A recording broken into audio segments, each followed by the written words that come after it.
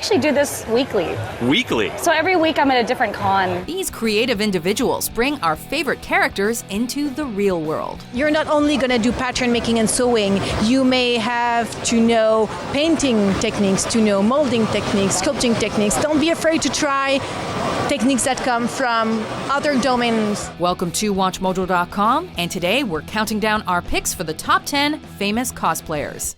For this list, we're taking a look at cosplay idols that are well known for dressing as fictional characters at various conventions.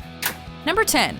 Myrtle Sarrosa. Red hair, purple cutout costume at thigh-high boots. While she began her cosplaying career at the age of 14, when she won multiple awards in her native country of the Philippines, Myrtle Sarrosa's career didn't explode immediately. Everybody wanna try to box me in. Suffocate every time locks me in. Paint the art pictures, then they drop me in. But I will remain where the top begins. It wasn't until after her win on the Pinoy Big Brother Teen Edition 4 competition that she began to take on the cosplay world on an international level.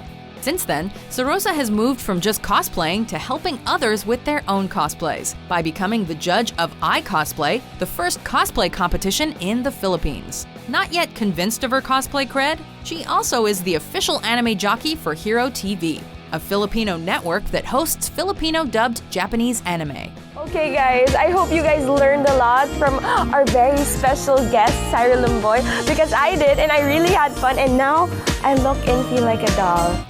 Number 9. Marie-Claude Bourbonnais. It took me like 1 full week of prototyping to do these gloves. In order to be taken seriously as a cosplayer, you need to design your own costumes. Costume and fashion designer turned model Marie-Claude Bourbonnais stormed onto the cosplay scene in 2009. I was here last year for Heroes of the North as well, and I'm traveling across Canada and the US to attend different conventions. I think that this Comic-Con this year is really big. Some might be quick to dismiss her due to her somewhat augmented proportions. But on top of designing her own costumes, she was also one of the models to be featured in the Cosplay for a Cause calendar, which was put out to raise money for the Japanese tsunami relief effort.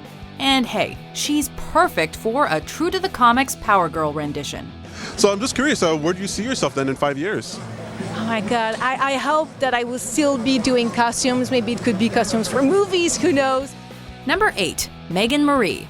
My name is Meagan Marie and I'm a cosplayer. I've been cosplaying for about 10 years. If we need some characters gender swapped, we ask our next entry. Working by day as a community manager, Meagan Marie is a gender-swapping cosplay princess by night. Marie is known for her female renditions of iconic characters such as Batman adversary Two-Face and Nintendo mascot Mario. But her ability isn't limited to just that field. She has also blown the minds of fans with the likes of Frozen's Queen Elsa and San from Princess Mononoke. There is absolutely no limit to Meagan Marie's ability. I first cosplayed her because I thought it was a little bit of a simpler costume to tackle at first, because I thought I could find found pieces rather than sewing something. But it turns out it's actually really difficult to pull off a successful Lara with all of the, custom holsters and all of that. Number 7. Alodia Gosiengfiao. Don't forget the gloves. If you can't find an exact pair, you can sacrifice an old one and cut the finger parts. And we're done! Woohoo! With over a decade of experience in the world of cosplay, our next entry is far from being an amateur. Recognized as a cosplay icon around the world, Alodia Gosiengfiao has made numerous appearances in magazines, commercials, and even the Comic-Con documentary, Comic-Con Episode 4, A Fan's Hope. Cosplay is the whole deal. What are some of the choices on her roster that helped her nail such success? Alodia can be found sporting characters from Final Fantasy, Neon Genesis Evangelion, and even G.I. Joe. Her success definitely isn't showing signs of slowing down either, as she is also now widely considered one of the most influential women in the Philippines. For me, cosplay is a combination of my hobbies, which is art, video games, anime, drawing, makeup, and fashion. So it's like your body is the canvas, and anytime you can change to whoever you want to be. Number 6. Linda Lay. Some of my best friends from conventions. Oh, very cool. Yeah, and connecting with people. We promise, our next entry doesn't bite. Also known as Vampy Bit Me, Linda Lay's career started early. She dove headfirst into cosplay at the ripe age of 12. First of all, let's go back to the start. Where does the name Vampy Beat Me come from? Where does that come from? The truth is, sadly, I didn't like the name in the beginning. Lei rose to popularity after Japanese toy manufacturer Kotobukiya featured her cosplay photos when she was a teen. She has since developed a cult following and even launched her own cosplay and geek chic clothing line. What? A designer? Yes. Kind of. While Vampy's signature character is the X-Man Psylocke, it has yet to grow old, as she is cosplayed as almost every version of said character. Luckily, some people just don't grow out of childhood habits. Linda here, joining us on the stage in Hey. full awesome X-Men regalia. Oh, thank you. I like that. Number 5. D-Piddy. It's time to acknowledge the fact that the internet can make people famous. Best known as the internet's Deadpool, D-Piddy is what happens when pure irreverence is embodied by one crazy individual.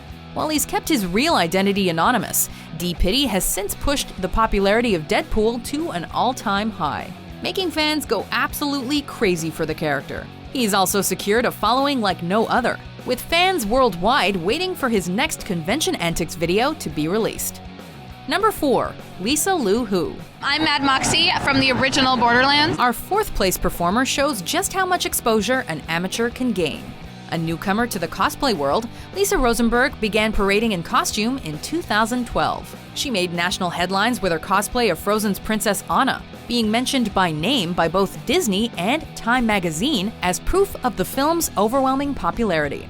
If you are interested in her designs, she is also the purveyor of the Rarities Boutique Etsy store, where she makes and sells custom designs. You want a cosplay success story? You found it. This is my own original design. Everything was made and designed by me, where instead of her finding her prince up on land, she instead becomes queen of the ocean. Number 3.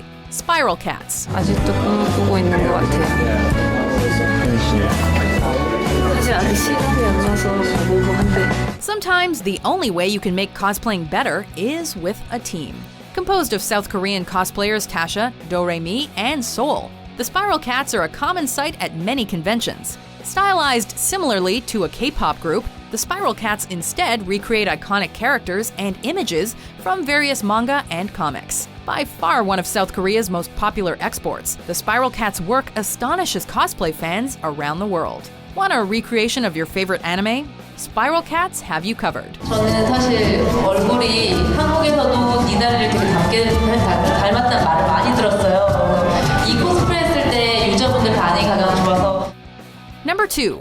Yaya Han. It's not like I went to school for business, so everything I've done is very, I hope this works! Our previous entries may be expert cosplayers, but our silver medal goes to the expert who judges the experts.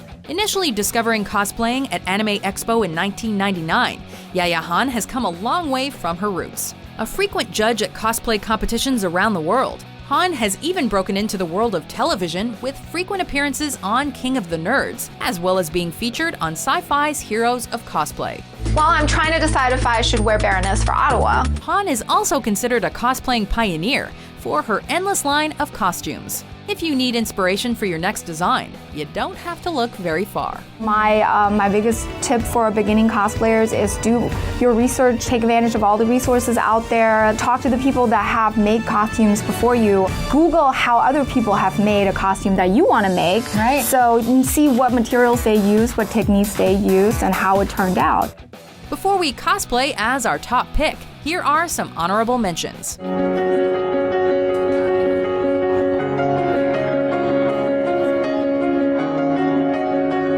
How do you feel about all that attention? I don't know. I'm pretty good at separating cosplay from my normal life, so it's just fun. It's just a way to share what I do with people. I do other characters. Lara Croft is definitely my favorite one to be. She's my favorite character of all time. This is one of the first variations I did of her. It's the classic one, but I've done about 7 different versions now. I was a very shy, awkward girl in high school, and I was getting into anime, and I saw this girl, and she was fun and outgoing and sexy. And I think in my mind, I was like, well, I wonder what it's like to be that. Maybe I'll make the costume for Halloween and kind of get to experience it. And now the young monsieur and madame have rung the chapel bell. C'est la vie, say the old folks. It goes to show you never can tell.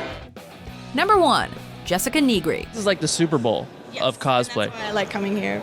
It's just awesome. Move out of the way, peons, and make way for the queen of cosplay. Starting her cosplaying career in 2009, Jessica Nigri has repeatedly won award after award and quickly gained internet stardom. Onyx?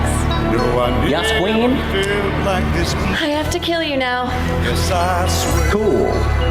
Probably the most controversial cosplayer on our list as well, Nigri has been criticized for using her curvaceous figure and skimpy outfits to grab attention. Perhaps most notably for her portrayal of Juliet Starling from Lollipop Chainsaw. Don't you just totally hate it when your school clothes get so nasty?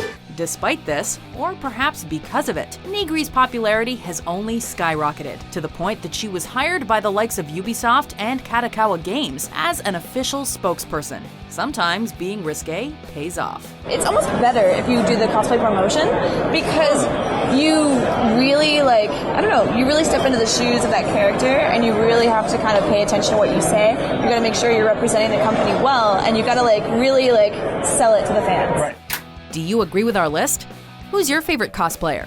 For more impressionable top 10s published every day, be sure to subscribe to WatchMojo.com.